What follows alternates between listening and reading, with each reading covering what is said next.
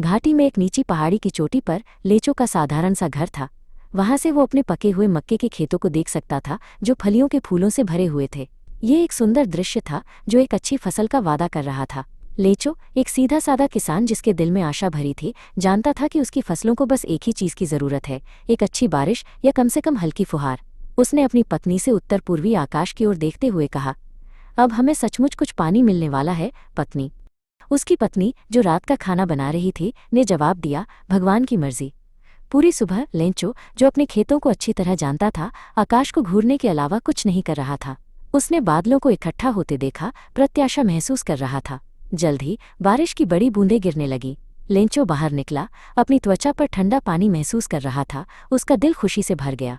उसने खुशी से कहा, ये आकाश से गिरती बारिश की बूंदें नहीं हैं, ये नए सिक्के हैं।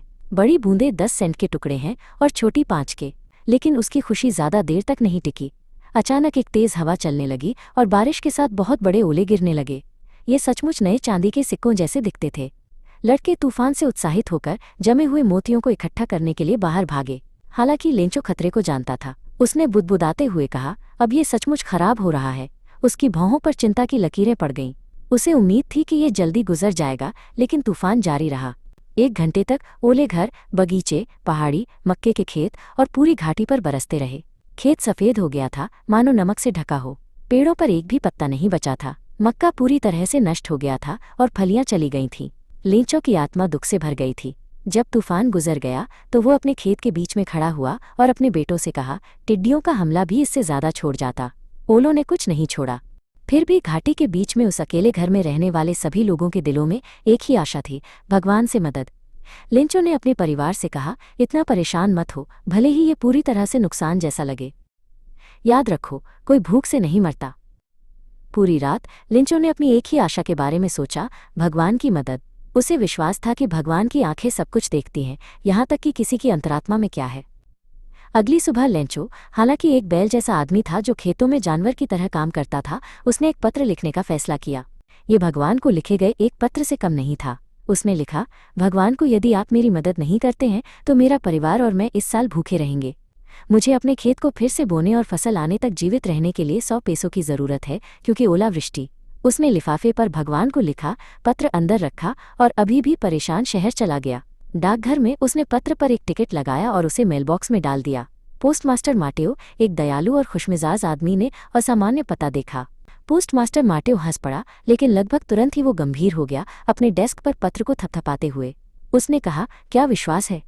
काश मेरे पास उस आदमी जैसा विश्वास होता जिसने ये पत्र लिखा है। भगवान में इतनी दृढ़ता से विश्वास करना। लेखक के विश्वास को न हिलाने के लिए पोस्टमास्टर माटेओ ने पत्र का जवाब देने का फैसला किया। उसने अपने कर्मचारियों में से एक जेवियर को बुलाया। उसने कहा, हमें इस आदमी की मदद करनी चाहिए जेवियर। उसका विश्वास सचमुच प्रेरणादायक है। पोस्टमास्टर माटेओ ने अपने कर्मचारियों से पैसे मांगे और यहाँ तक कि अपने वेतन का एक हिस्सा भी दिया। उसके कई दोस्त भी दान के एक कार्य के लिए कुछ देने के लिए बाध्य थे। उसके लिए 100 पैसों इकट्ठा करना असंभव था, लेकिन वो आधे से थोड़ा ज्यादा इकट्ठा करने में कामयाब रहा। उसने पैसे लेंचो को संबोधित एक लिफाफे में रखे और उसके साथ एक हस्ताक्षर के रूप में एक शब्द, भगवान। पेड्रो, एक और कर्मचारी, ने उसे सिक्के गिनने और उन्हें सावधानी से बंडल करने में मदद की। अगले रविवार को लेंचो सामान्य से थोड़ा पहले ये पूछने आया कि क्या उसके लिए कोई पत्र है। पोस्टमास्टर माटेओ ने उसे पत्र सौंपा। पैसे देखकर लेंचो ने जरा भी आश्चर्य नहीं दिखाया, ऐसा था उसका आत्मविश्वास। लेकिन जब उसने इसे खोला तो उसकी भौहें तन गईं। उसने पैसे गिने। उसने सोचा, भगवान गलती नहीं कर सकते थे, न ही वो लेंचो को वो मना कर सकते थे जो उसने मांगा था। उसे क्रोध का एक उछाल महसूस हुआ। तुरंत लेंचो कागज और स्याही मांगने के लिए खिड़की पर गया। सार्वजनिक लेखन मेज पर उसने लिखना शुरू किया, अपनी भौहों को बहुत सिकोड़ते हुए, जो उसे अपने विचारों को व्यक्त करने के लिए करनी पड़ी थी। जब उसने समाप्त किया तो वो पत्र पर टिकट लगाने गया। फिर उसने अपनी मुट्ठी के एक प्रहार से उसे लिफाफे पर चिपका दिया। जिस क्षण पत्र मेलबॉक्स में गिरा, पोस्टमास्टर माटेओ उसे खोलने गया। उसमें लिखा था, भगवान, मैंने आपसे जो पैसे मांगे थे उनमें से केवल 70 पैसों ही मुझ तक पहुंचे हैं। मुझे बाकी भेज दें, क्योंकि मुझे इसकी बहुत ज़रूरत है।